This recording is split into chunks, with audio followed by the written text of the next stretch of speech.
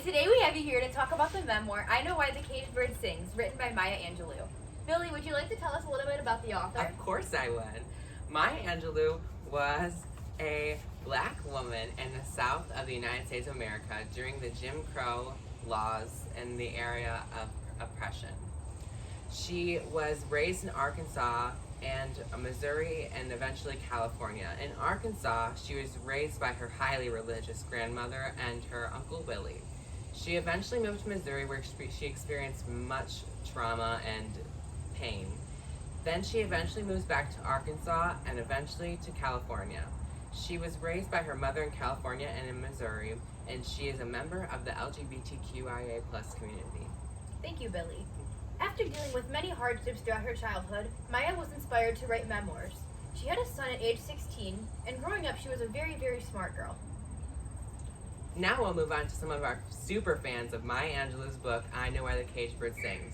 First viewer is Orkida Xhelaj. Orkida, our first question for you is, how does Maya Angelou appeal to her audience? I think since the book is in first point of view, it's already appealing to the reader because generally most young readers and other older readers prefer books are in the first point of view rather than the third. And additionally, Maya Angelou uses a lot of imagery to describe the places she's in, which makes the reader feel like they're there and they're experiencing what she's experiencing in real time, which is one of the things I really liked about her book. And she uses a lot of just figurative language. She uses a lot of hyperboles, similes, etc. And Orkida, our next question is, if Maya Angelou was alive today in America, what would she think? If Maya was alive today, I feel like she would be really politically involved and especially be very active on human rights. She would support BLM, LGBTQ rights, and organizations such as the women's rights.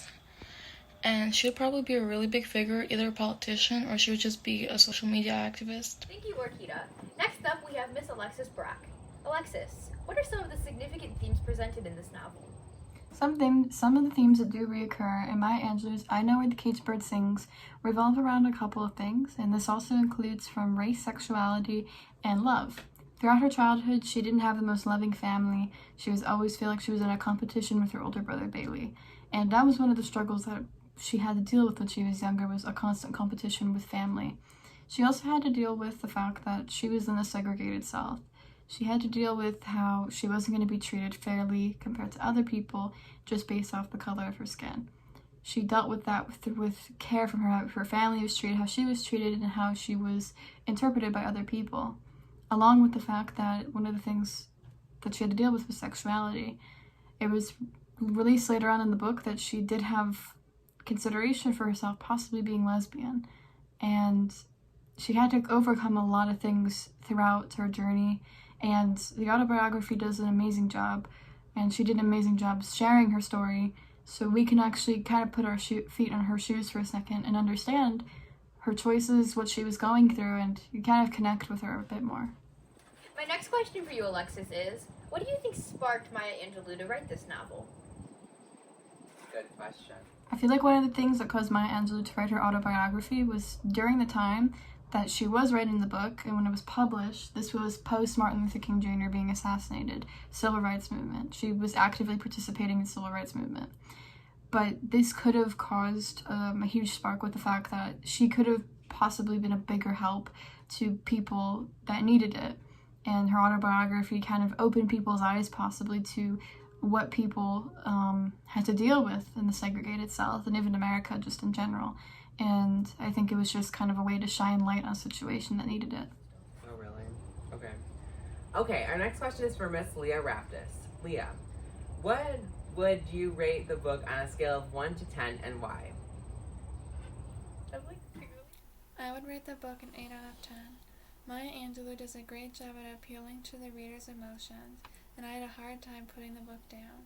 She writes about her childhood living as a black girl in the South in the 30s and the 40s. Angelou tells many stories, some happy and some heartbreaking and sad. She touches on very important topics that can relate to our society today. I thought this book gave me the chance to further educate myself on racism. which is important to learn about, especially with our society today. Overall, this is one of my favorite reads, and I think many people will enjoy it. Okay, thank you, Leah. Our next question is, what characters in the novel were inspirations or important to Maya's life? There were many people in the novel who were important and inspirations to Maya. One of those characters is Miss Flowers. After Maya was raped, she didn't talk much and became very quiet. Miss Flowers reached out to Maya and introduced her to poetry and showed her her love for it.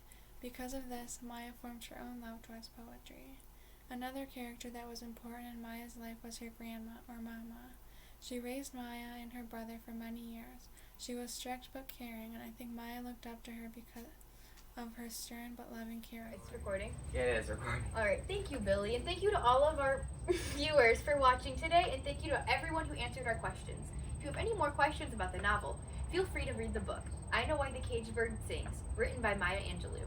Find it at a bookstore or at an online reading website near you. Goodbye. And don't forget, have a good morning, AP Lay. Leave that. What are you tweeting? Are you leaving that in? What if we leave? Yeah, we should leave, and then we can leave in saying us leave that in. Yeah. What do we do? Cut that out. That's a good intro. We did good. They can tell us all about all the things they read.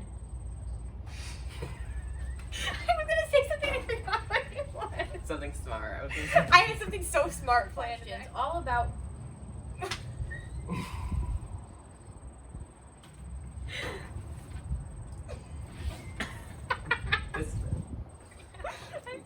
They can answer some of our pressing questions about Maya Angelou's hit novel. I know about the cage. There's one Roger question. Okay. They're gonna give us answers to some frequently asked questions all about this major hit book. I was going to say major bestseller. Major hit. It's not a song. Okay, just delete that word and then I'll just gonna Maya Angelou's. We had our producers come up with some frequently asked questions. I forgot. Okay, our first guest is Miss Orkida Xhelaj. I don't know her I can't say it, and I spell it wrong every single time. Bird Sings, written by Maya Angelou. Billy, why don't you tell me a little bit about the author? Okay, Maya Angelou was a black woman in Southern America.